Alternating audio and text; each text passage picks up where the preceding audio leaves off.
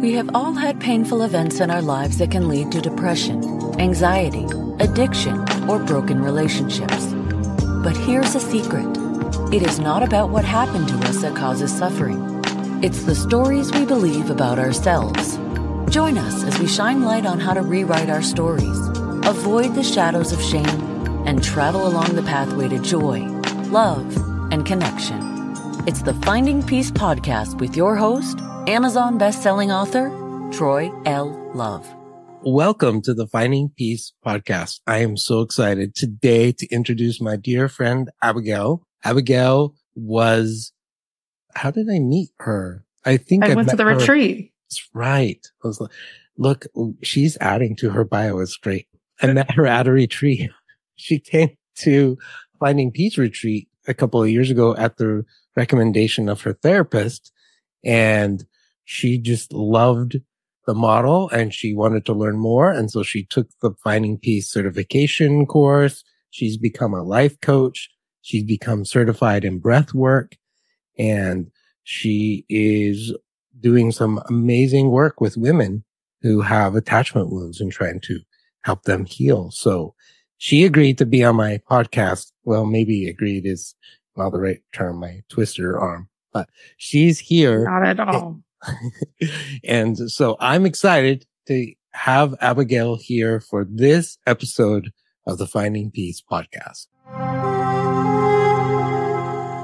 I just want to point out, while I was getting ready this morning, I know you probably can't see, but your book is right next to Brene Brown. Oh. And come on, that's badass. That is nice. Thank you. Because you are next to Brene Brown. That's how legit you are, you know? Well, I appreciate that. Thank you. Yeah. So just saying. Thank you. So Abigail, welcome. I'm so glad you're here. I'm so glad to be here. Thank you. Good. You're amazing. You're amazing. Thank you. This is what we'll just do the whole time. We'll just sit here and tell each other how amazing each other is. That sounds great. Tell me, what is something going on in your life right now that you would like to have a little bit more peace, joy, comfort, clarity about? So I've been really getting curious with, somatics in my body. And I have really started to notice that when I do go to speak my truth or have confrontational conversations that I shut down. My body literally goes into fight, flight, freeze, and I even start shaking. And that's been the point that I've really started to notice. So can you think of a recent time where that happened? Yes. So if I were going to watch this on a video, what are the facts? What specifically was happening? Yes. So the other day because we're a blended family, co-parenting, super fun. My kids were getting dropped off and we're just getting done with pretty intense custody battle. And so we've been doing pretty well with co-parenting and such the last few months. But now that things are solidified, it's been getting a little tense, just a little backstory for it. But he was coming in. If you were watching it, Abigail went to communicate an email that was brought to her attention between lawyers. And she had said to co-parent, hey, this sounded kind of hostile. You would hear this and let's talk about it was the facts. And then his response was very on point to his behavior of very very charming and it wasn't like that. Very that's not what it is. And, kind of very trying to think of the best words to use for it. Well, if I were watching it on a video camera, what would I hear him say? Well, I'm already getting, screwed in this process. So, what do you mean? If you want to change what was what the mistake was for the court, you're going to have to file because I'm out of money. Oh, that's what he said. Yeah, that's what you said to say, right? Okay. Is what I thought what I thought you were saying you're being screwed. So No, that is what he said, is I'm being screwed. Like, I'm already out of money. So if you want to change what's happening, then like you can file it. Okay. So that was the facts. Yeah. Those are the facts. Okay. So when that happened, what wound got stirred up for you? Yeah. I can like feel it in my body already, Troy, for reals. Okay. I don't know. I got angry. Okay. So there's an emotion. There's a core emotion. What wound got hit? No. Betrayal. How long have you had that wound? Well, with him since our marriage started. And before him? Probably a really long time. With my brother and friends. So the betrayal wound's been around for a while. Okay. So that's what we'll go with? Yeah, I'm really hesitant and curious to say abuse, but I feel like maybe betrayal.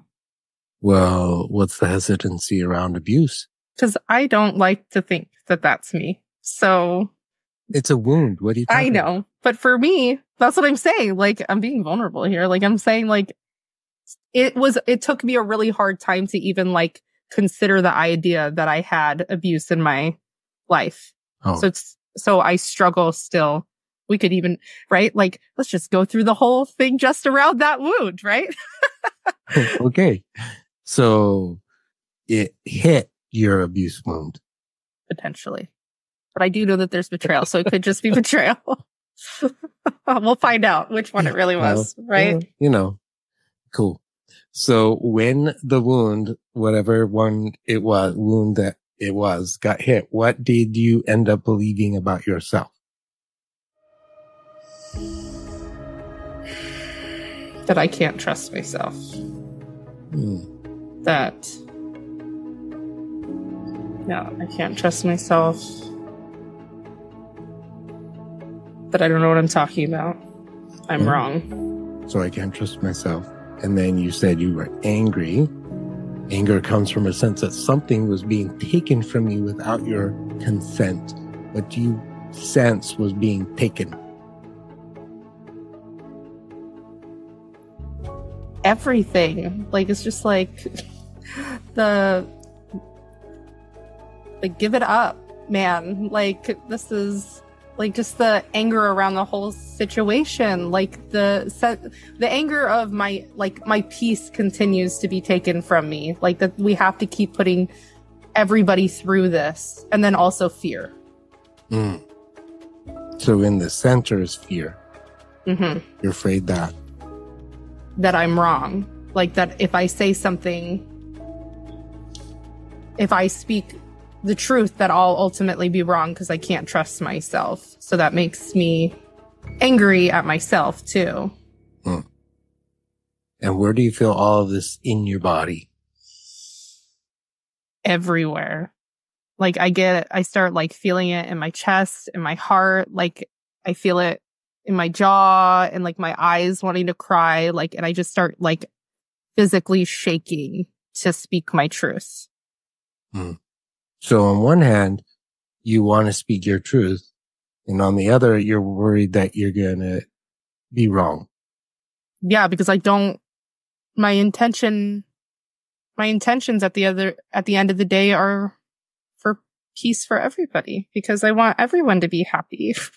Like, I want us to enjoy life and not have to like be mad at each other. So what do you mean by wrong? Because especially having conversations with people like that and going back into the past stuff, it's hard because I end up getting it. I have to really be able to stand in my truth because people ultimately have taken advantage of me. And so it's hard to trust people. I get that. But when you say that you're wrong, like, what does that mean that you're wrong? I'm afraid I'm afraid that I'm wrong, you said. Yeah, like that I'm afraid that I'm wrong in trusting myself, that I'm really messing it up. Oh, okay. So you're afraid that it's wrong to believe in yourself. Yeah, I question it. Because what might happen if you're wrong? Well, what might happen is that I'll be silenced again, that I'll go into a hole.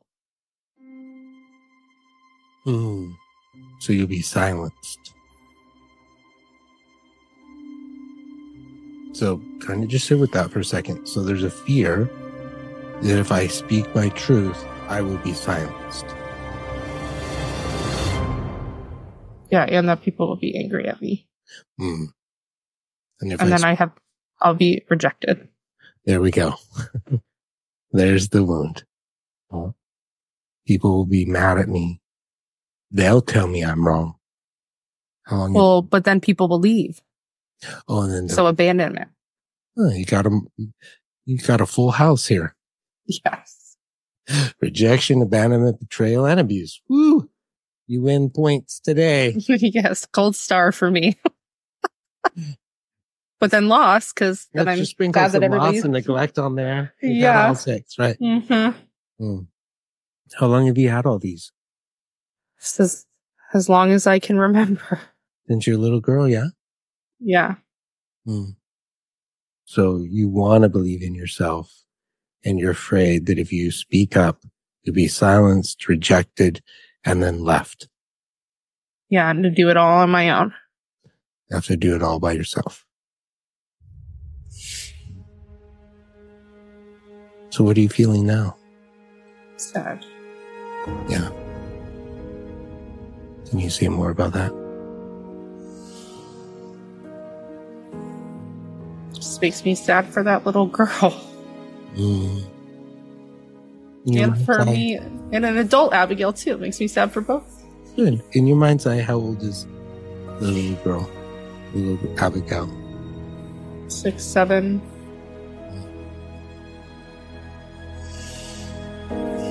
You're sad for her. And you're sad for you. Just breathe that in.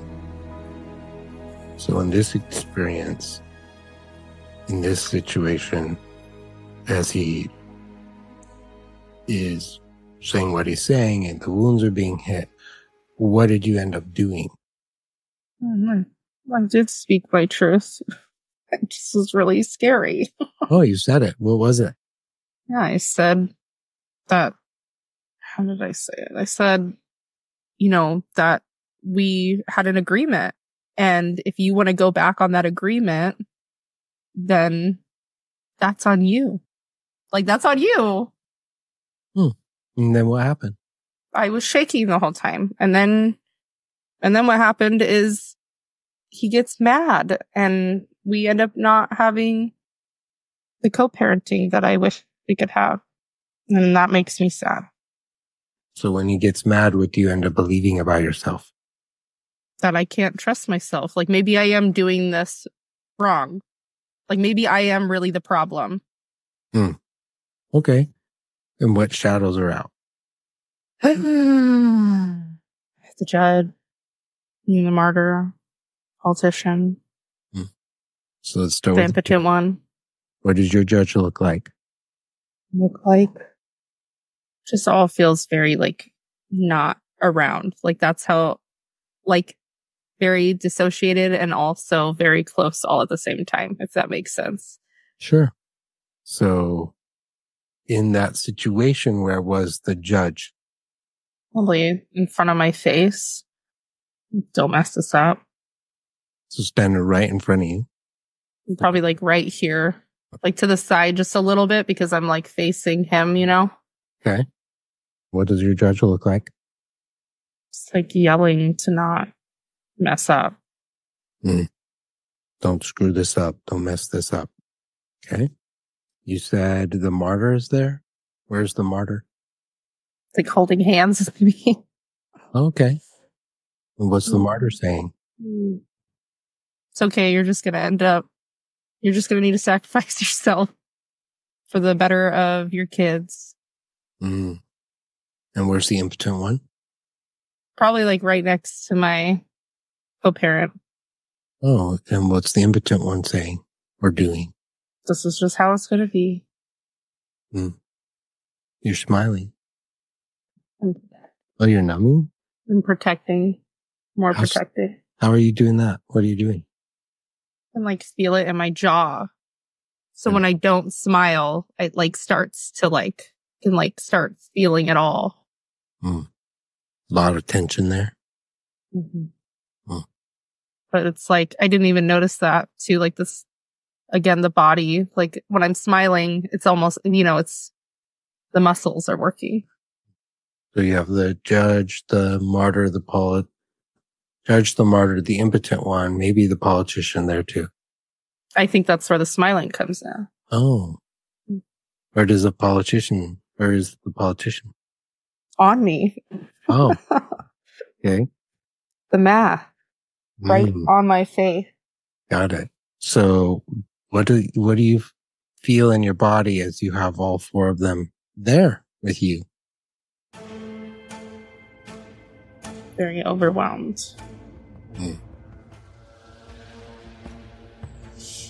And then your ex is standing there with them. Yeah, with his partner. And you're alone? No, Daniel's there with me. Okay.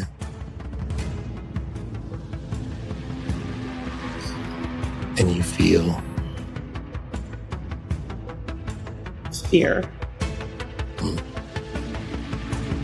I'm afraid that I'm the problem and that I'm going to mess this up. And that by me speaking my truth, it'll hurt my kids. And by hurt, you mean? That him and I will be not so good terms again. So don't rock the boat. Because if the boat's rocked, then that puts my kids in a difficult position. What does that mean? Well, because then my ex and I can't talk, or at least put on the politician for both of us to act like everything's fine. And then how does that affect your kids? I mean, it seems like it's been better because of it, honestly. And it doesn't seem, again, the story is that until I start speaking my truth when I do have a problem. So it like re-shows that I am the problem, because until Abigail has a problem and speaks her truth, that's when problems arise. But if I just don't say anything, don't rock the boat, then the kids don't have to deal with the wrath of other co-parent. Got it. All right. So let's see if we can clear out the shadows first. Okay. Judges like breathing on you. I wanted to say, I can see you. I can see you. What wound are you trying to prevent me from experiencing? What wound are you trying to prevent me from experiencing? All of them. So tell it, whatever. Thank you for trying to protect me. Thank you for trying to protect me. And? What do you want to tell it? You're not helping. Okay, and you're not helping. How does it respond? It's quiet. Thank goodness. You can even imagine just like using your hand and just pushing it away like a couple of feet. Just like, oh my gosh. What happened? What happened is I do that thing where we've talked about where I like literally want to be like, oh, is my royal really there? I like do this. It's that same cycle again where I'm like, oh, I just think that I'm better than somebody else. Like I start like gaslighting myself. Okay. Well, you don't have to do that this time because you're neither better nor worse than him, contrary to your royal's opinion. So now to the martyr. Hey, I see you. I see you. What are you trying to do here by telling me I have to handle it all by myself.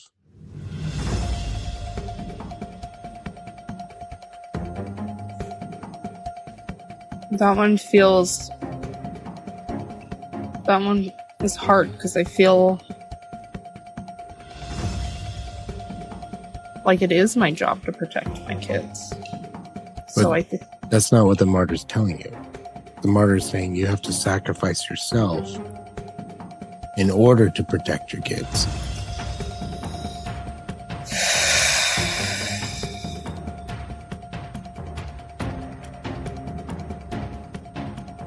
You're supposed to allow yourself to become so depleted, so exhausted in your efforts to protect your kids. That's how you know you're a good mom. Do you agree with that? I don't know how to do it differently. Okay, but you think that's what you would tell all your coaching women? No. Just throw yourself under the bus, Absolutely just work not. yourself to the bone. Don't take a break. Don't believe in yourself. And then you'll be a good mom. No, I would not say that at all. Oh, you wouldn't. So you don't. No, I don't agree. Okay. So thank you, Martyr, Thank you, Martyr, for trying to protect me. And you did at one point when I was a kid, but you are not helping me anymore. What are you feeling? Sadness. Relief. How's the Martyr responding right now? Actually fits for the impotent one too, because it's a can shade. So where are they right now? Backing away. Okay. So let's take a couple steps back. You got an email that said, if you're going to want to fix this, then you're going to have to do it. If you want to fix what? Court document, because the court didn't process it correctly. So there were errors. Mm-hmm. What needs to be changed specifically? Well, the two errors were taxes and child support. So they said something about who gets to claim who on taxes. And that was the part that was specifically there for me, because I had agreed that he didn't have to pay back the court bills for our custody case if I got to claim two of them on taxes. Okay. And I agreed for him to pay a certain amount on child support, but they didn't agree to that. They changed what we had agreed upon and gave me more. Oh. And so that's where I'm totally fine with going and saying and agreeing. And that's what I had shared is like, we can go change it. Like, I'm not going to go back on what I agreed upon. Like, I didn't ask for this mess up. There will be an issue if you go back on what you agreed upon, kind of thing. So how much of that conversation needed to be had? No, all of it. All of it? Yeah, that we needed to have that conversation so that we can figure out how to fix it. You got it from his lawyer? Or you got it from the court? No, I got it from my lawyer, from his lawyer, passed down. And what did your lawyer recommend? How would you like to proceed? Because it would end up costing both of us a couple $1,000s to fix this. So that's why I was like, okay, we need to have a conversation because we've already spent so much money. And unfortunately, again, a court either made an error or decided to go against what we said. And I don't want either of us to have to put that out because, again, I want what's best for the kids. And so I made the decision that, hey, we need to have a conversation. Maybe we could go just get something notarized, or maybe there's a paper that we could just fill out ourselves without our lawyers. And so I was doing what I felt was best to help the situation that we both were unfortunately put in again. So was he agreeable to your recommendation? We'll see.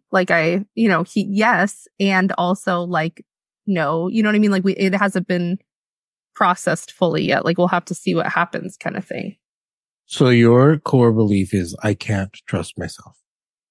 Yeah. And I don't know if this goes with it, but being silent is better So now that you've been able to get those shadows to be quiet, do you still believe that that's true?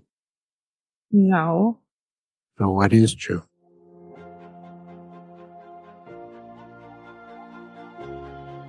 That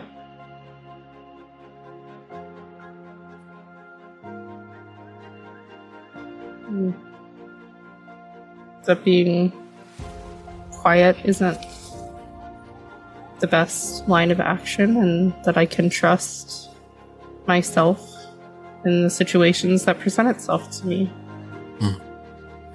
So I can trust myself. Mm-hmm. When you say that, where do you feel that in your body?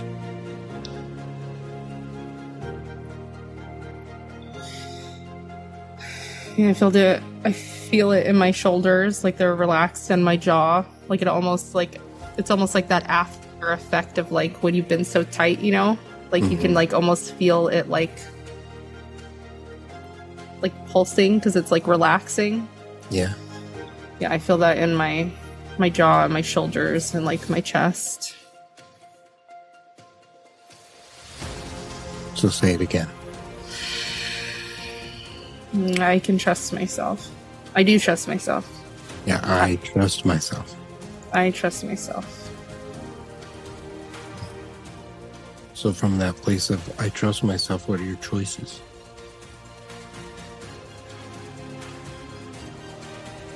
The choices are to do more of this when it comes up. And speak my truth. And I think it's just my choices are really just continuing to release that stuff in my body that I notice coming up. Beautiful. So if that had a color, that core truth and that feeling you're feeling right now had a color, what color would it be?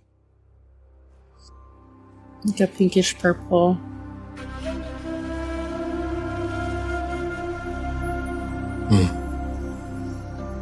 So just with every breath you take, just breathe that in and let that pinkish purple sensation just move around your body, filling it up, expanding.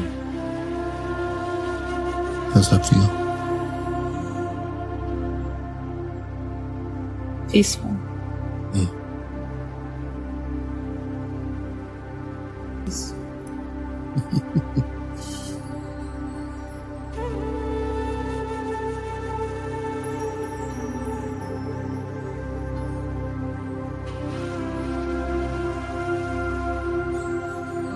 Beautiful job. Thank you. You're welcome. Thanks for doing that with me. Yeah, absolutely. Thanks for walking me through it. You're It's welcome. always helpful. It is. And It really is. That process is magical. well, I'm proud of it. Thank you. I'm proud of you too, Shay. Thanks. You've been listening to the Finding Peace podcast. If you love the show or want to ask a question, let us know by going to findingpeaceconsulting.com. There, you can also learn about the Finding Peace 5-Day Challenge. Remember to subscribe to this podcast so you won't miss the next episode. And if you are listening on iTunes, please give us a 5-star rating. It really does help other people find this podcast more easily. Thank you for spending part of your journey with us. And a special thanks to Johnny Porter for producing the show, and A.G. Flux for the new background music. Copyright Finding Peace Consulting.